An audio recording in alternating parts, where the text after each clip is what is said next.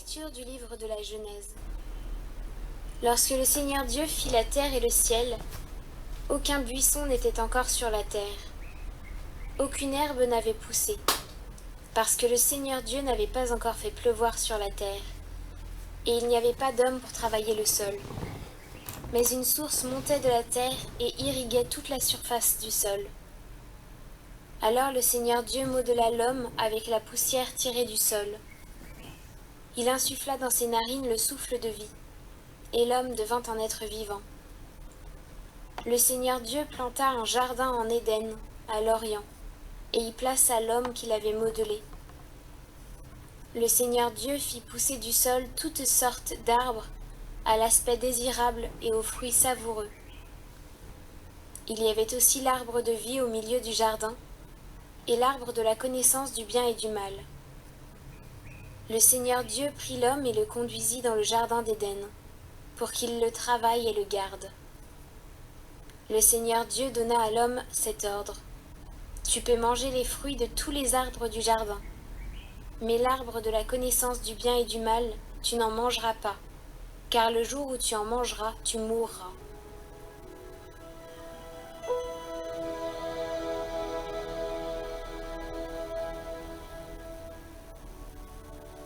Bénis le Seigneur, ô mon âme. Bénis le Seigneur, ô mon âme. Seigneur mon Dieu, tu es si grand. Revêtu de magnificence, tu as pour manteau la lumière. Tous, ils comptent sur toi pour recevoir leur nourriture au temps voulu. Tu donnes, eux, ils ramassent. Tu ouvres la main, ils sont comblés. Tu reprends leur souffle, ils expirent et retournent à leur poussière. Tu envoies ton souffle, ils sont créés, tu renouvelles la face de la terre. Bénis le Seigneur, ô mon âme.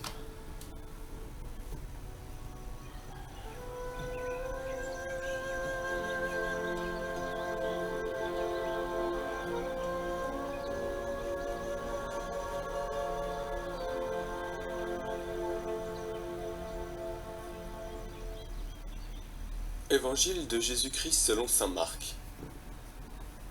En ce temps-là, appelant de nouveau la foule, Jésus lui disait : « Écoutez-moi tous et comprenez bien. Rien de ce qui est extérieur à l'homme et qui entre en lui ne peut le rendre impur.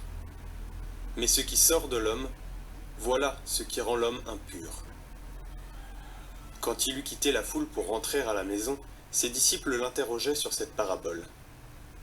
Alors il leur dit : « Êtes-vous donc sans intelligence, vous aussi ?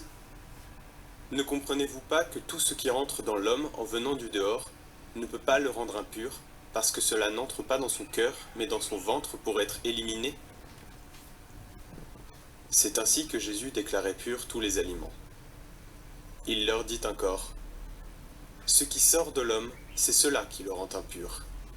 Car c'est du dedans, du cœur de l'homme, que sortent les pensées perverses, inconduites, vol, meurtre, adultère, cupidité, méchanceté, fraude, débauche, envie, diffamation, orgueil et démesure. Tout ce mal vient du dedans et rend l'homme impur. »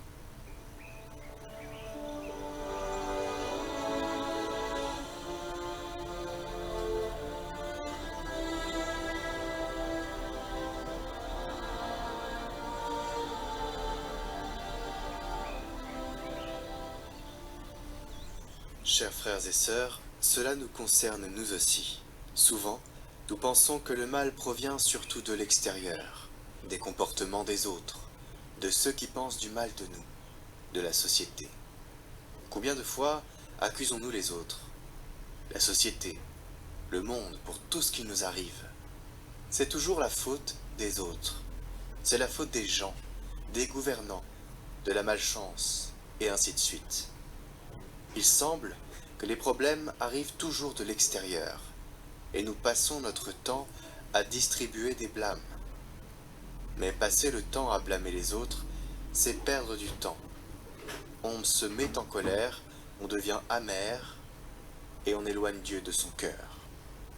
Demandons aujourd'hui au Seigneur de nous libérer de cette façon de blâmer les autres, comme les enfants. Non, ce n'est pas moi, c'est l'autre. c'est l'autre. Demandons, dans la prière, la grâce de ne pas perdre de temps à polluer le monde avec des plaintes, car ce n'est pas chrétien. Au contraire, Jésus nous invite à regarder la vie et le monde depuis notre cœur. Si nous regardons en nous, nous trouverons presque tout ce que nous détestons à l'extérieur. Et si nous demandons avec sincérité à Dieu de purifier notre cœur, c'est alors que nous commencerons à rendre le monde plus pur.